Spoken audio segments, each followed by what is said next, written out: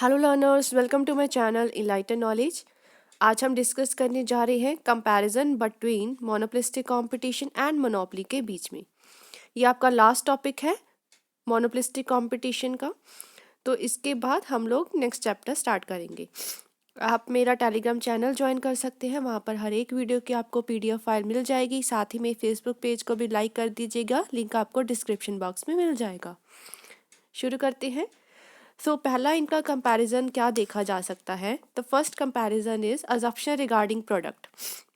अब जहाँ पर बात करें मोनोपोली की, मोनोपोली में क्या होता था कि जो प्रोडक्ट होता था वो होमोजीनियस भी हो सकता है और क्या है थोड़ा सा डिफरेंस भी हो सकता है उनमें। मतलब हम लोग या वहाँ पे प्रोडक्ट्स को डिफरेंटली भी ले सकते हैं, प्राइस जो है आपका प्रोडक्ट का उसके अकॉर्डिंगली। तो मोनोपोली में एक ही तो सेलर होता है, तो वो प्रोडक्ट डिफरेंशिएशन भी ले सकता है और एक तरह का प्रोडक्ट भी ले सकता है। लेकिन मोनोपोलिस्टिक में हमने क्या देखा था कि यहाँ पर जो एक प्रोडक्ट डिफरेंशिएशन है वही इसका जो मेन फीचर है। तो मतलब वहाँ पर होमोजीनियस प्रोडक्ट नहीं बल्कि प्रोडक्ट डिफरेंशिएशन ही लिया जाएगा। तो पहली बात करते हैं अजम्पशन रिगार्डिंग प्रोडक्ट की। Product of monopolist. अब यहाँ पे मोनोपोलिस्ट का बच्चे मतलब है मोनोपोली। हम यहाँ पे मोनोपोली वाले की बात कर रहे हैं, ठीक है ना। जहाँ पे भी मोनोपोलिस्टिक कंपटीशन वाले की बात की जाएगी वहाँ पर आपका मोनोपोलिस्टिक कंपटीशन ही लिखा जाएगा। जो है प्रोडक्ट मोनोपोलिस्टिक का मे और मे नॉट बी होमोजीनियस। ठीक है, क्लियर है। ये हो भी सकता है होमोजीनियस और नहीं भी हो सकता। ये क्या है मोनोपोली के बिहेवियर पे डिपेंड करता है, क्योंकि वो अकेला सेलर है, उसकी मर्जी है उसको कौन सा प्रोडक्ट बेचना है। लेकिन यहाँ पे बात की जाए मोनोपोलिस्टिक कंपटीशन की, तो वहाँ पर हम लोग क्या है प्रोडक्ट डिफरेंशिएशन जिसका इंपॉर्टेंट फीचर है वही लेकर चलते हैं। यहाँ पे होमोजीनियस प्रोडक्ट की बात नहीं की जाती। नेक्स्ट बात करते हैं assumption regarding number of buyers and seller. अब ये तो आपको अच्छे से क्लियर होगा कि जो मोनोपोली है वहाँ पर सिर्फ और सिर्फ क्या होता है, वन सेलर होता है एंड नंबर ऑफ बायर्स। लेकिन मोनोपोलिस्टिक कंपटीशन में क्या होता है, नंबर ऑफ बायर्स तो बहुत ज़्यादा होते हैं और जो सेलर्स होते हैं वो भी बहुत ज़्यादा होते हैं, जो कि क्या करते हैं क्लॉज सब्सटीट्यूट को प्रोड्यूस करवा रही होती हैं। Next is assumption regarding the entry.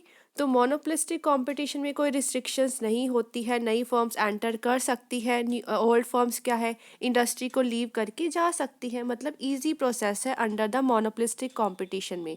कुछ ना कुछ हमने यहाँ पर देखा था कि जो पहले से ही डेवलप होती हैं इंडस्ट्री उनके साथ compete करना मुश्किल होता है, बाकी इसमें कोई भी रिस्ट्रिक्शंस नहीं लगाई जाती हैं। However this entry and exit are not so easy in the short period.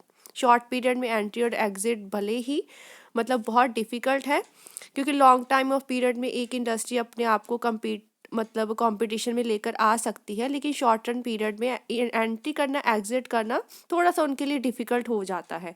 It is possible in the long run only. But monopoly में क्या होता है, मोनोपोली में आपके पूरे की पूरी रिस्ट्रिक्शंस होती है नई फॉर्म्स को एंटर करने में। जो हमने पढ़ा भी था ना, लीगली कॉपीराइट्स होते हैं, पेटेंट्स होते हैं, उनकी वजह से भी एक आपकी इकोनॉमीज ऑफ स्केल की वजह से ही, और बाकी जो गवर्नमेंट भी कहीं ना कहीं पुरानी वाली चीज़ इंडस्ट्रीज़ को हेल्प करती है, या बड़े बड़े बिजनेसमैन हैं वही compete कर पाते हैं।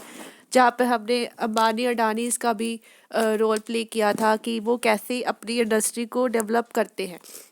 तो दैट मीन्स क्या है कि वहाँ पे एंट्री करना नई फर्म्स के लिए बहुत ज़्यादा मुश्किल हो जाता है मोनोपोली के अंडर। लेकिन मोनोपोलिस्टिक में शॉर्ट रन में मुश्किल होता है, लॉन्ग रन में हम लोग कर सकते हैं।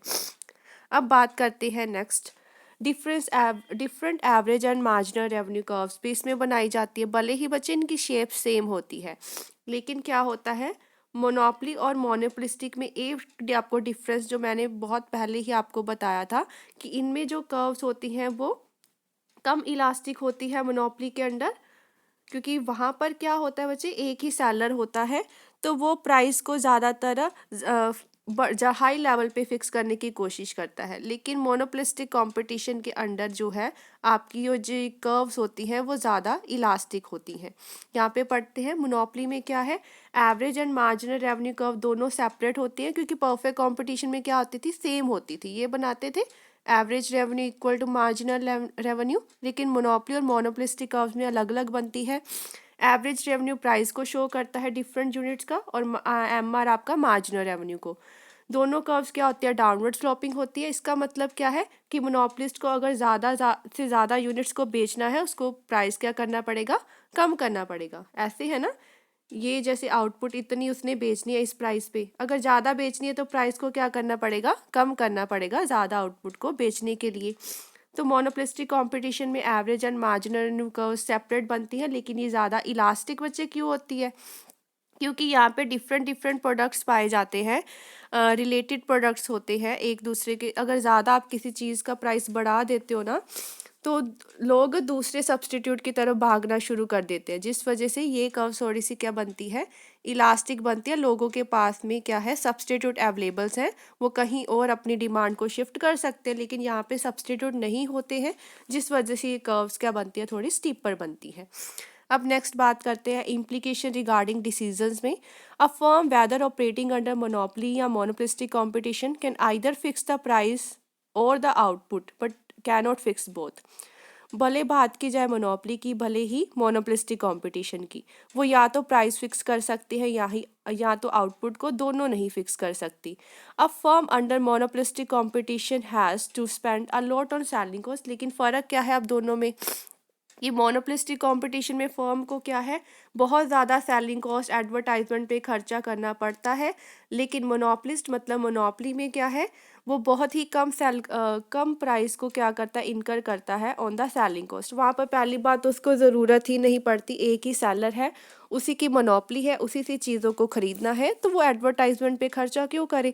सो मोनोपोलिस्ट ही एक ऐसा पर्सन है जिसको एडवर्टाइजमेंट पे, सेलिंग कॉस्ट पे बहुत ज़्यादा खर्चा करना पड़ता है, and for the sake of information to the customers and not to attract them, as in the case of monopolistic competition। अब monopolistic competition में लोगों को अट्रैक्ट करना पड़ता है, हमारा प्रोडक्ट खरीदो, लेकिन मोनोपोली में अट्रैक्ट करने की ज़रूरत ही नहीं पड़ती है, लोग अपने आप ही आएंगे आपके पास प्रोडक्ट को लेने के लिए, क्योंकि एक सिंगल सेलर है जो उस चीज़ को बेच रहा होता है। Next is comparison regarding profit. तो शॉर्ट रन में हमने देखा है monopolist and firm under monopolistic competition, short run में तो बच्चे सभी का ही सेम है, या तो सुपर नॉर्मल प्रॉफिट मिलेगा या नॉर्मल, या फिर लॉस भी हो सकता है। लेकिन बात का है लॉन्ग रन की, लॉन्ग रन में हमेशा हमेशा मोनोपोली को क्या मिलता है, सुपर नॉर्मल प्रॉफिट। ये हमने सारा बताया भी था जब हमने मोनोपोली का पूरा चैप्टर डिस्कस किया था। सिर्फ इसी का एक एक्सेप्शनल केस है कि मोनोपोली में लॉन्ग रन में भी मोनोपोलिस्ट को मतलब क्या मिलेगा, सुपर नॉर्मल प्रॉफिट मिलेगा, लेकिन मोनोपोलिस्टिक कंपटीशन में क्या है, उसको मिलेगा नॉर्मल प्रॉफिट ओनली। सिर्फ कुछ एक्सेप्शंस देखने को मिलते हैं जहाँ पर कुछ ही फर्म्स जो कि बहुत एफिशिएंट है, वो ही सिर्फ और सिर्फ सुपर नॉर्मल प्रॉफिट अर्न कर रही होती है, लेकिन बाकी जनरली हम यहाँ पे बात कर रहे हैं सभी को नॉर्मल प्रॉफिट ही मिलता है। ये कितना इजी हो गया, क्योंकि अब आपने सारा का सारा चैप्टर्स पढ़ रखे हैं, तो कंपैरिजन करना बहुत आसान है, और मोनोपोली और मोनोपोलिस्टिक का कंपैरिजन सबसे ज़्यादा इजी है। तो आई होप आपको अच्छे से अब क्लियर हो गया होगा। अगर वीडियो हेल्पफुल लगी हो, चैनल को ज़रूर सब्सक्राइब कीजिए, like share and comment and press the bell icon, ताकि हर वीडियो की नोटिफिकेशन आपको टाइम टू टाइम मिलती रहे। Thank you.